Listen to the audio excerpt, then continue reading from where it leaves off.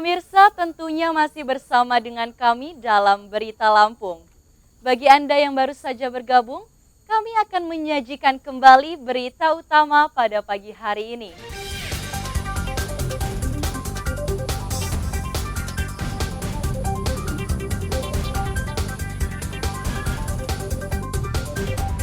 Seorang balita tewas di dalam galian septic tank.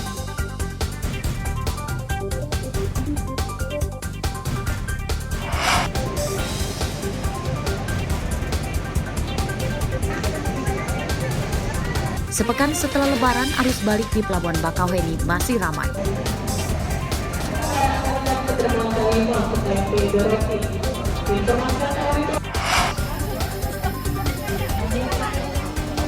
Tempat wisata naik gajah ramai pengunjung.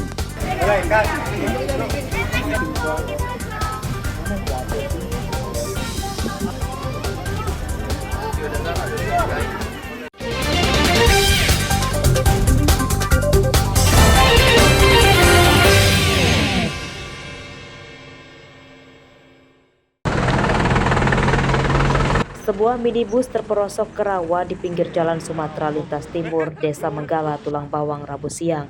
Mobil tidak ringsek, namun pengemudinya bernama Suroto terluka dan langsung dilarikan ke rumah warga untuk diobati oleh tim medis yang tiba ke lokasi. Kecelakaan minibus ini terjadi saat Subroto sedang mengendarai mobil sendirian menuju sebuah acara di rumah kerabatnya di Tulang Bawang. Menurut Subroto, kecelakaan terjadi saat tiba-tiba kartu tol yang diselipkan ke plafon atas mobil jatuh. Ia yang sedang mengemudi secara refleks berusaha menangkap kartu tol yang jatuh. Namun nahas, gerakan spontan itu justru membuatnya kehilangan kendali, sehingga mobil oleng. Kartu etol satu itu istilahnya tuh jatuh itulah ya, meraih gitu. Waktu meraih ini ya pikir saya kan karena jalannya itu kan putih lebar, nggak tahu depan itu putus, nggak ada aspalnya lagi. Dan badan sadar ya mau takut ke kanan tetap udah masuk yang sebelah kiri. Suroto menolak dirawat di rumah sakit. Sementara itu, untuk mengevakuasi minibus, polisi menunggu bantuan mobil derek. Mustaqim melaporkan dari Tulang Bawang.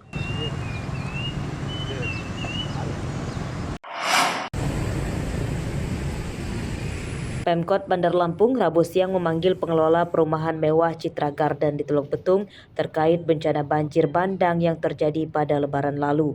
Pemkot menuduh salah satu penyebab banjir karena ada sungai yang sengaja didangkalkan untuk dibuat gorong-gorong oleh pengelola perumahan yang bertujuan akan dipakai sebagai jalan.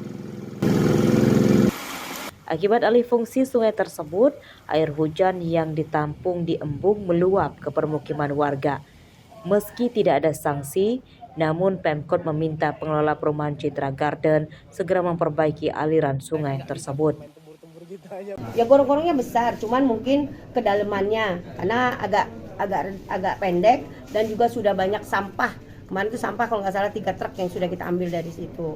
Nah mungkin nanti ini dan juga embung kalau bisa kalau mau buka pintu-pintunya itu ya koordinasi dulu. Kalau bisa pintu itu jangan arahnya harus ada tempat pembuangan. Jangan arahnya jatuhnya ke bawah itu tanda kutip larinya ke kali-kali yang ke kita.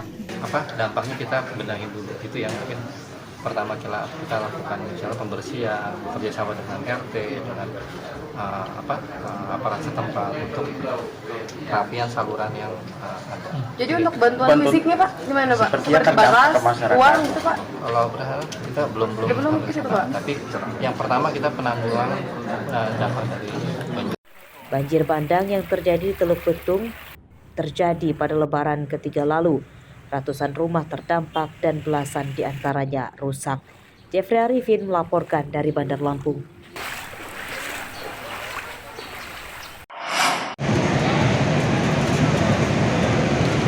Sepekan setelah Lebaran, gelombang arus balik dari Sumatera ke Jawa yang melalui Pelabuhan Bakauheni, Lampung Selatan masih ramai.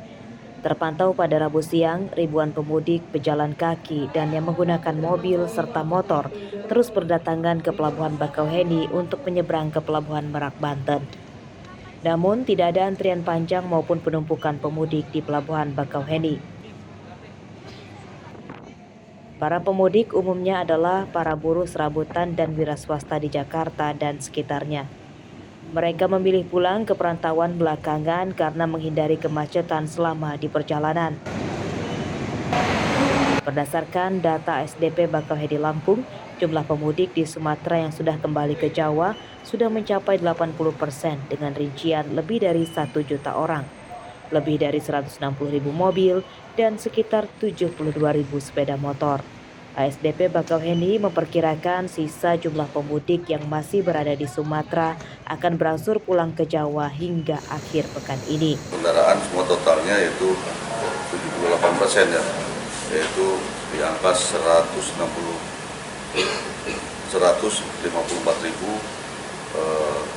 Nah, mungkin sisanya nanti ada yang 20%, ada ini nanti terbagi masih beberapa hari, yaitu paling nanti pada saat weekend ya.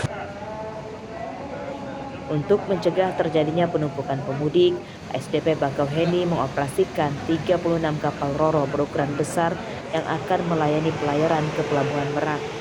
Sebagai informasi, hari Kamis ini adalah terakhir dioperasikannya Pelabuhan Panjang Bandar Lampung yang melayani pemudik arus balik Lebaran tahun ini. Mulai besok, pemudik tujuan ke Jawa kembali dipusatkan melalui Pelabuhan Bakauheni.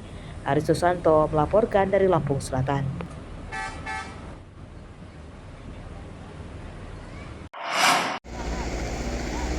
Suasana Terminal Raja Basa Bandar Lampung pada H+7 Lebaran terpantau ramai.